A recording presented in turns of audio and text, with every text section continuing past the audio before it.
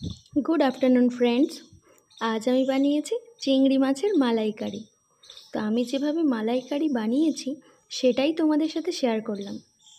প্রথমে চিংড়ি মাছগুলো ভালো করে ধুয়ে কেটে নিয়েছি আর তারপর বানিয়ে নিয়েছি নারকেলের দুধ, যেটা ছাড়া মালাইকারি অসম্পূর্ণ বলা যেতে পারে। আর এখানে নিয়েছি পেঁয়াজ, কাঁচা লঙ্কা, আদা, রসুন, টমেটো, এগুলো একটা পেস্ট বানিয়ে নিয়েছি। এবার কড়াই চিংড়ি মাছগুলো নুন হলুদ মাখিয়ে ভেজে নিয়েছি আর ওই তেলে গোটা গরম মশলা ফোড়ন দিয়ে ওই পেস্টটা দিয়েছি, কিছুক্ষণ নেড়ে নিয়েছি। এবার দিয়ে দেব এই মশলাগুলো। এতে আছে লবণ, হলুদ, জিরে গুঁড়ো, লঙ্কা গুঁড়ো, চিনি।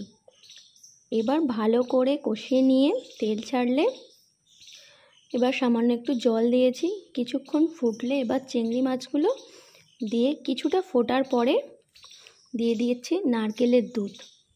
ফুটে উঠলে গরম মশলা দিয়ে নামিয়ে নিলেই রেডি আমাদের চিংড়ি মাছের মালাইকারি। তো তোমরাও এভাবে বানিয়ে দেখবে। আজকের মতো এইটুকু।